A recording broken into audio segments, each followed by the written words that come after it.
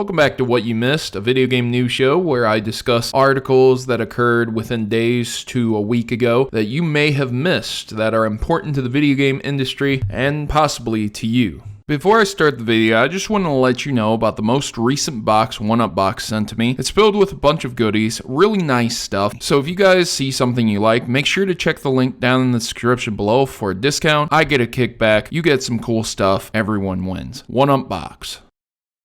Hello and welcome back, YouTubers and Mavericks. Don't think I forgot about my subscribers. So today we're talking about Pokemon Go, and this is about 1 year and a few days to maybe a month later from when Pokemon Go actually released and most people had it in their hands and was playing it, with the servers being okay for them to play. So what happened? What's been going on, and what happened at Pokemon Go Fest? Well, let me tell you, there's a lot of unhappy people at Pokemon Go Fest. This was an event that you supposedly had to pay for to get into. The privilege of standing around with a bunch of people with your cell phone in your hand playing Pokemon Go. Sounds horrible to me, honestly. I'm not talking smack about the event itself. I just think the practice is pretty ridiculous. The park itself looked busier than Cedar Point on the 4th of July, and that is saying something. The point is that it's pretty insane to expect people to pay money to get into a small crowded park to where they can gather around and play Pokemon Go with each other. Most of these individuals are probably not the most sociable people, because Pokemon Go itself is a fairly social game. You walk around, you play with your phone. So this would be an ideal idea to do, except there's not a lot of walking when you're crowded in a park. So where's the socialization going to end up being? A lot of these people ended up sticking to their own groups, and you just had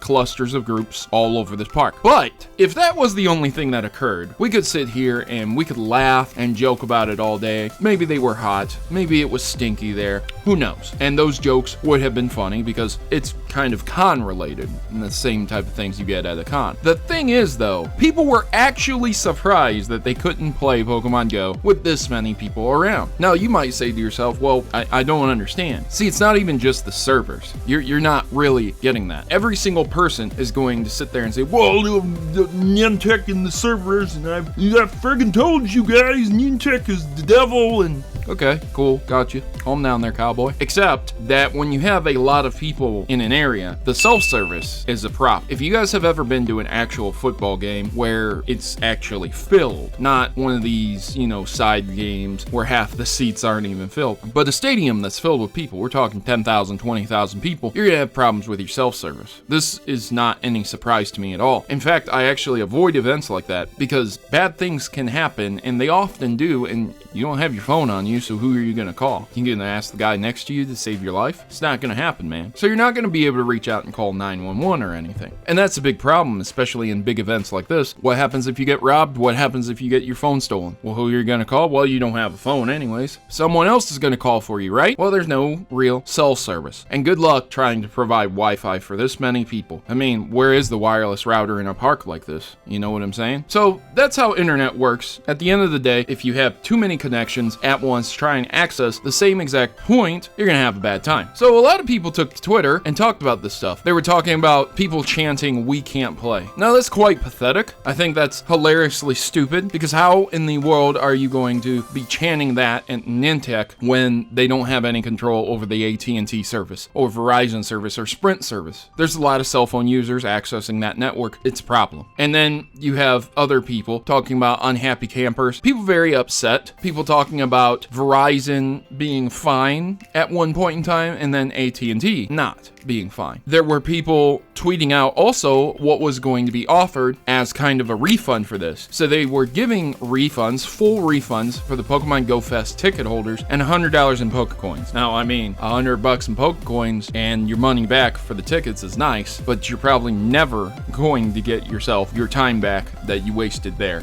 This shouldn't have been a surprise. There was another person talking about how a good chunk of people were outside of the park and couldn't even get in. Someone said that there were 75% of paying customers still outside, probably 2 to 3 hours from getting into a very small park. And they said, what were you thinking? So lines, and more lines to get in. It's almost like a theme park, and it's insane to see stuff like this. I mean, really, you have a beautiful city you could explore. You have nature all around you. You could have went off and walked around, but the lure of these rare Pokemon Pokemon is insane, right? So a lot of people were talking about the lines and very upset about that, and I too would have been quite upset about that, but I'm to the point and I'm old enough to understand that this stuff was going to happen, and of course I'm not going to attend something like that. You're insane.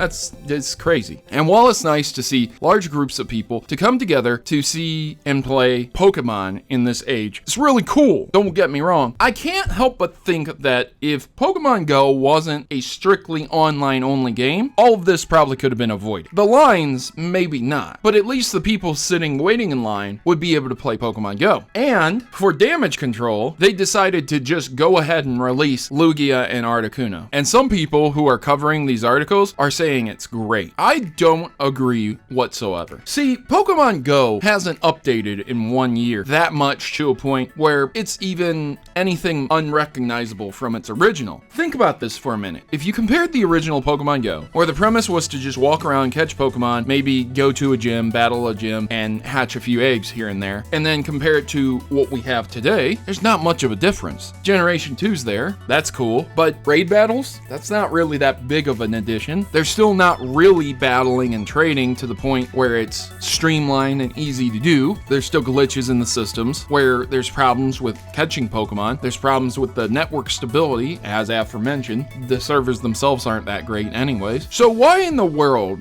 are people still lining up in droves to play this game? I'm very curious about, because Pokemon Go, as far as I can see it, is a fairly unfinished game. It was unfinished when it released, and it's been unfinished a year later. And this isn't me talking smack about it. I'm really not, because I play the game, I enjoy the game as it is currently, and I like it. It's a fun game. But what is the point in releasing legendary Pokemon like Lugia and Articuno just to get people hyped for catching a legendary Pokemon? But at the end of the day, what does that legendary do? It's not like you can take that legendary and go online and battle it with people. See, we have Pokemon Sun and Moon. We have Pokemon Sun and Moon for that. We have other Pokemon games as well that still work online. We have old Pokemon games. If you grab yourself an old Game Boy and a link cable, you can still battle and trade, and it still works perfectly and flawlessly. But this online only pseudo kind of Pokemon game doesn't even provide enough entertainment for people to continuously play it, fails to allow them to play it offline, creating the situation that happened at Pokemon Go Fest, and causes issues in the long run for whether or not you would like to play the game after you have caught them all. Even looking at my game, as someone who plays it regularly, whenever I take walks or go running or go to theme parks or I'm just out and about, I'll fire it up real quick, I'll catch a few Pokemon, and that'll be that. And I usually play it probably 3 to 4 times a week at least. I don't even have them all. I can't even catch anything outside of the standard Pokemon that you will get when you get to a certain point. The Rattatas, the Pidgeys, the Ladybuzz, the Ledians, the lower tiered Pokemon that end up fully evolved, like Ariados. I can't catch barely anything outside of those Pokemon. And I've lived in pretty big cities. I came from a city that was at 5,000 people, then to a city that was at 20,000 people, and now I live in a city of 10,000 people. And I know that doesn't seem like a lot, but 10,000 people, that's a lot of people, man. And I've been to bigger cities and things like that. I've been to theme parks, and I still can't seem to catch any new Pokemon. Even Pokemon that aren't even super rare. The Generation 1 Pokemon that are just filling the gaps. But what's the point when I catch all these Pokemon? Because there's really nothing I can do ultimately with them. While raid battles are fun and it seems like something that would be a really great addition, I think it's personally too late for the updates that have come to Pokemon Go to save it. Pokemon Go was all the rage last summer, and now it's fizzled out to a celebration and event that basically collapsed on itself because of cell coverage and the online only aspects of gaming. So if you went to Pokemon Go, let me know your thoughts and opinions down below. But as far as I am concerned, Pokemon Go can go away. Now, I'm gonna need to collect my likes for that pun at the end of the video, so I'm gonna need you to make sure to click that like button and share this with everyone. Even if you have a dissenting opinion, you can go ahead and let me know those thoughts in the comment section below. I'm not crapping on the game you like. You play it, you like it, enjoy it. My only point with this video is to cover this news story and to talk about Pokemon Go about 1 year later. So, did I do a good job, ladies and gentlemen? I hope I did for you, and I hope you were entertained. I've been your host, Protomario, and I'm signing out. As always, good gaming, God bless, and thank you for watching.